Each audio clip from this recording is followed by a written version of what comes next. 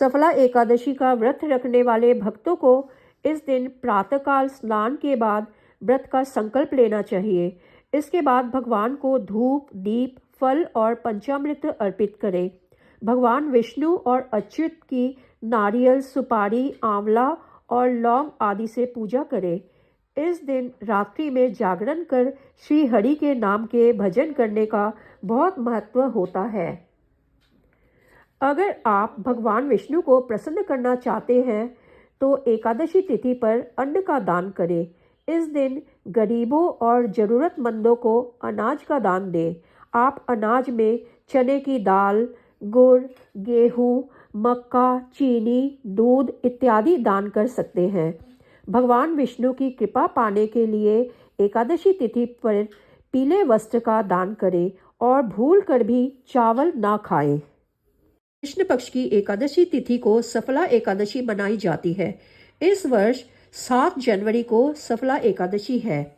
सफला एकादशी का पारणा समय है 8 जनवरी सुबह 6:39 से सुबह 8:59 के बीच। कथा सफला एकादशी की। श्री हरिदास।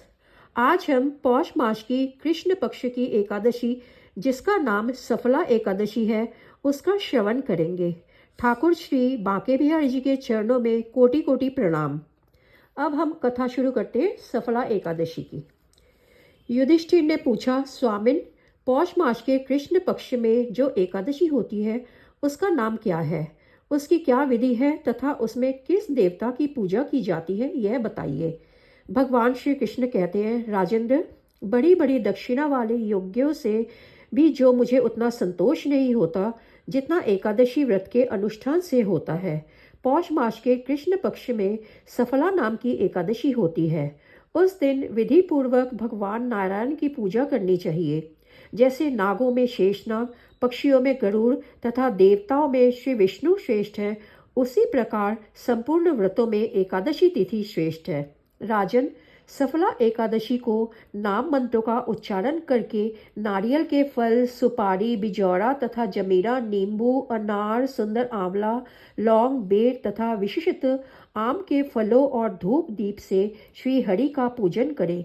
सफला एकादशी को विशेष रूप से दीप दान करने का विधान है। रात को वैष्णव पुरुषों के साथ जागरण करना चाहिए।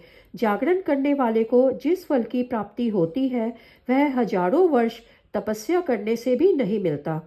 नृपश्रेष्ठ, अब सफला एकादशी की शुभकारिणी कथा सुनो। चंपावती नाम से विख्यात एक पुरी है जो कभी राजा माहिष्मत की राजधानी थी। राजर्षि माहिष्मत के 5 पुत्र थे। उनमें जो ज्येष्ठ था वह सदा पापकर्म में ही लगा रहता था, परस्त्रीगामी और वेश्यासक्त था। उसने पिता के धन को पापकर्म में ही खर्च किया। वह सदा दुराचार परायण तथा वैष्णवों और देवताओं की निंदा किया करता था। अपने पुत्र को ऐसा पापाचारी देखकर राजा माहिष्मत ने राजकुमारों में उसका नाम लुम्भक रख दिया। फिर पिता और भाइयों ने मिलकर उसे राज्य से बाहर निकाल दिया। लुम्भक गहन वन में चला गया। वहीं रहकर उसने प्राय समूचे नगर का धन लूट लिया।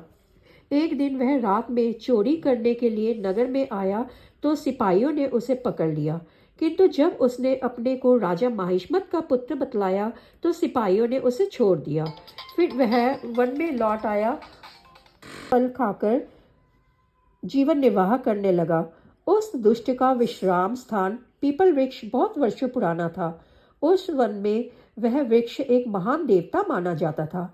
पाप बुद्धि लुम्भक वही निवास करता था। एक दिन किसी संचित पुण्य के प्रभाव से उसके द्वारा एकादशी के व्रत का पालन हो गया।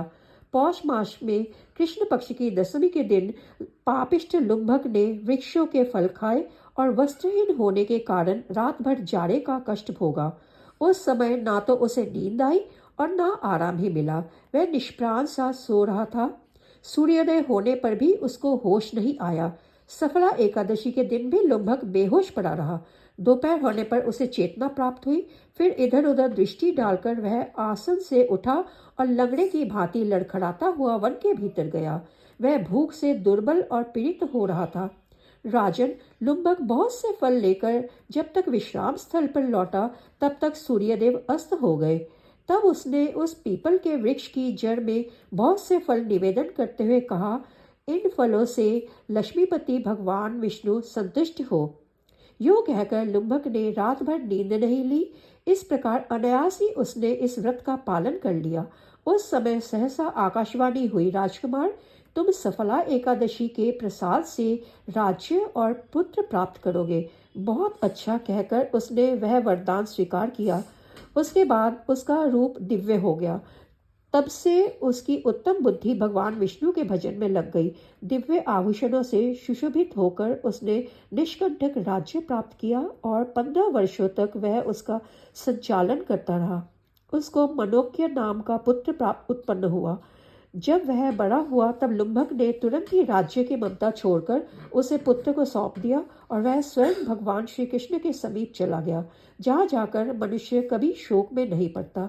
राजन, इस प्रकार जो सफला एकादशी का उत्तम व्रत करता है वह इस लोक में सुख भोग कर मरने के पश्चात मोक्ष को प्राप्त होता है। संसार में वे मनुष्य धन्य है जो सफला एकादशी के व्रत में लगे रहते हैं, उन्हीं का जन्म सफल है। महाराज, इसकी महिमा को पढ़ने, सुनने तथा उसके अनुसार आचरण करने से मनुष्य राजसूय यज्ञों का फल पाता है।